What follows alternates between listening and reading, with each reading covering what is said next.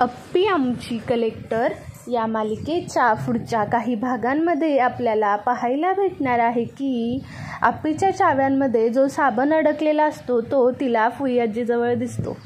तो साबण बघताच तिला तो प्रकार आठवतो, पण ती तिथे काही बोलत नाही. मनी तिला आपल्या कुलदैवताच्या दर्शनाला जाऊया असं सजेस्ट करते. हे ऐकून अप्पीसुद्धा तयार होते आणि बोलते की आपण लवकरच जाऊया. पण मनीच्या डोक्यात एक वेगळाच प्लॅन शिजत असतो.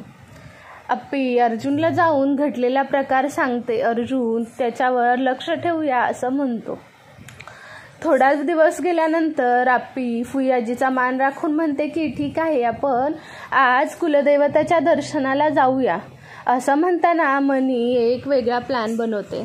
ती रुपालीला भेटते. रुपाली तिला म्हणते की मने, तुझे दिवस संपत आले. मी तुला 3 दिवसाचा वेळ दिला होता. आता इथून पुढे मी संकल्पसाठी पैसे पाठवणार नाहीये. ते तुझं तू बघ काय करायचं ते. हे ऐकून मनी भितरते आणि म्हणते की रुपाले, काय काळजी करू नको. तुला अप्पी आणि अर्जुनला वेगळं करायचं आहे ना, तर अप्पी कायमचीच रस्त्यातून वेगळी झाली तर. रुपाली म्हणते की म्हणजे तुम्ही काय करणार आहात. मनी म्हणते की अप्पीला कायमचंच संपवलं तर ती परत कधीच आयुष्यात सुद्धा येणार नाही आणि तिची लुडबुड सुद्धा होणार नाही. रुपालीला सुद्धा अप्पीवरचा राग बघून ती तयार होते आणि म्हणते की मने, तुला काय करायचं आहे ते कर, फक्त त्या दोघांना एकत्र येऊ द्यायचं नाही. हे ऐकल्यानंतर मनी म्हणते की रुपाले, आता तू फक्त बघच मी काय करते ते. असं म्हणून ती तिथून निघून जाते. मनी घरात गेल्यानंतर सगळ्यांना कुलदैवताच्या दर्शनाला जाण्यासाठी तयार करते. सगळेजण खूप खुश असतात कुलदैवताच्या दर्शनाला जायचं म्हणून. अप्पी आणि अर्जुन 2 गाड्या घेतात, कारण एका गाडीत सगळेजण बसणार नाहीत म्हणून. सगळे गाडीत बसतात. इकडे मनीने त्या गाडीचा ब्रेक फेल केलेला असतो, ज्या गाडीत अप्पी, अर्जुन, अमोल बसलेले असतात. आणि सध्याच्या वातावरणामुळे अप्पीने सुद्धा प्रत्येक गाडीवर निर्बंध आणलेला असतो. सगळ्या नियमांचे पालन करूनच आपली जबाबदारी ठेवून गाडी चालवण्याचा निर्णय दिलेला असतो. पण या सगळ्यातच अप्पीची खूप मोठी चूक होते की तिने फुईआजीवर विश्वास ठेवून ती म्हणेल तसं केलं. यामुळे आता अप्पीच्या सुद्धा आणि अमोल आणि अर्जुन या तिघांच्या सुद्धा जीवाला धोका असतो.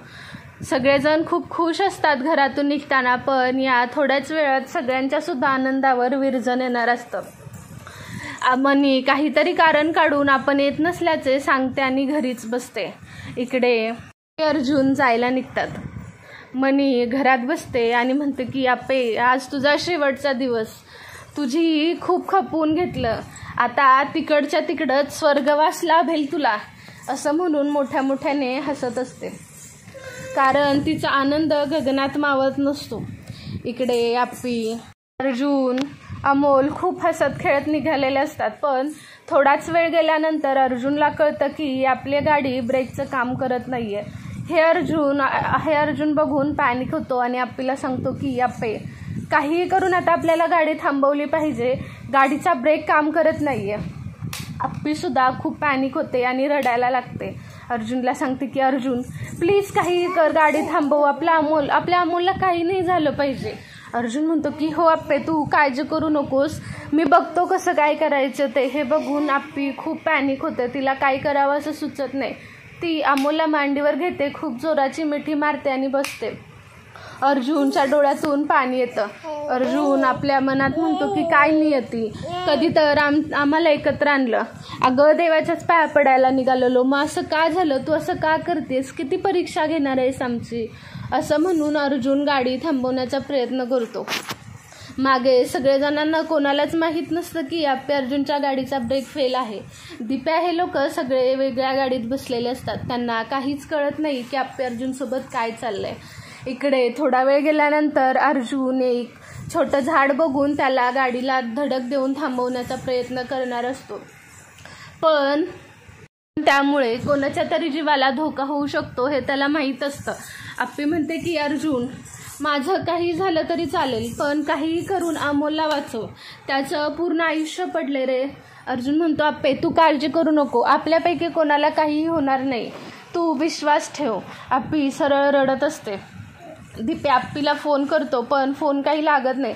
शेवटी आप्पी फोन उचलते आणि दिप्याला सांगते की दिप्या, गाडीचा ब्रेक फेल झाला, आम्हाला काय करावं कळत नाही आहे. दिप्या म्हणतो, काय दिदे, दाजी तुम्ही कुठं आहेत आम्हाला सांगा. आप्पी त्यांचा पत्ता सांगते. दिप्या खूप रडायला लागतो आणि सगळ्यांना सांगतो की आपल्या दिदी दाजींच्या दिशेने गाडी घ्या. दिदीच्या दाजीच्या जीवांना धोका आहे. त्या गाडीत अमोलसुद्धा आहे. त्या गाडीचा ब्रेक फेल झालेला आहे, आपल्याला लवकरच गेलं पाहिजे.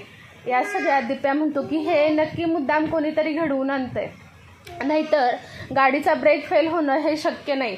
असं म्हणून दिप्या लवकरात लवकर दिदी दाजीपर्यंत पोहोचण्याचा प्रयत्न करत असतो.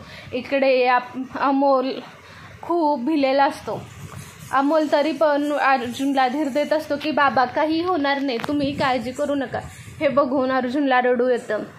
अर्जुन थोडाच पुढं जाऊन आपली गाडी थांबवण्यासाठी एका झाडाला धडक देतो. झाडाला धडक दिल्यानंतर तिथे जवळच दरी असते, त्यामुळे त्या दरीत गाडी कोसळण्याची खूप भीती असते.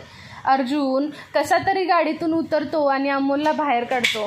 तो अमोलचा जीव तर वाचवतो, पण त्या गाडीत अप्पीसुद्धा अडकलेली असते. तो खूप कष्ट करून अमोलला बाहेर काढतो, पण आप्पी अडकल्यामुळे अर्जुन तिला काढण्याचा खूप प्रयत्न करत असतो. या धडकेमुळे आप्पीला सुद्धा लागलेलं असतं. त्यांना काय करावं कळत नाही. इतक्यात सगळेजण तिथे पोहोचतात. ते सगळेजण बघतात की दाजी आणि अमोल ठीक आहे. अमोल लवकर कदम आणि बापूंजवळ पळत जाऊन सांगतो की माझ्या माला काढा कुणीतरी, माझी मात आतमध्ये अडकली आहे. तो खूप रडत असतो. सगळेजण तिथे येतात. बघतात तर आप्पी बेशुद्ध झालेली असते आणि ती गाडी केव्हाही दरीत कोसळू शकते. गाडीला धक्का लागला तर ती गाडी सरळ दरीत जाऊन कोसळू शकते आणि ती परत दिसूही शकत नाही. यामुळे कोणी त्याला गाडीला हात लावू शकत नाही. इकडे अर्जुन पोलीस स्टेशनमध्ये खबर देऊन आपल्या बचाव कार्यासाठी टीम बोलवतो, पण ती टीम यायला उशीर होणार असतो. त्यामुळे अर्जुन स्वतः काहीही करून आप्पीला तिथून काढण्याचा प्रयत्न करत असतो. आप्पीला सगळ्यात आधी तो शुद्धीत आणण्याचा प्रयत्न करतो, पण आप्पीला खूप लागल्यामुळे तिला काही शुद्ध येत नाही. शेवटी अर्जुन हळूहळू गाडीच्या दिशेने जाऊन गाडीचा दरवाजा उघडण्याचा प्रयत्न करतो, पण ती गाडी हळूहळू पुढे पुढे जाताना दिसते. गाडी हल्ली किती पुढे जाते हे बघून अर्जुन अजूनच पॅनिक होतो आणि त्याला कसं आप्पीला बाहेर काढावं हे कळत नाही. आप्पीला बघून त्याला आधीचे सगळे क्षण आठवतात. त्यामुळे तो अजूनच रडायला लागतो आणि सगळेजण रडायला लागतात. आप्पी तिथेच बेशुद्ध असते. थोड्या वेळाने अर्जुन खूप प्रयत्न करून आप्पीला सुखरूप बाहेर काढतो आणि गाडी दरीत जाते. तेवढ्यात बचाव कार्याची टीमसुद्धा येते. या सगळ्यात आप्पी वाचते, पण तिला दवाखान्यात नेतात. दवाखान्यात उपचार घेऊन आप्पी व्यवस्थित होते. इकडे मनीचा प्लॅन फिसकटतो, पण यावेळेस मनीच्या कोणीही सुट्टी देणार नसतं. खरंच मनीचा हा प्रतापसुद्धा बाहेर येताना दिसणार आहे. तर आपल्या चॅनलला तुम्ही सबस्क्राईब करा. व्हिडिओ आवडल्यास लाईक करा, शेअर करा, सबस्क्राईब करा. थँक्यू.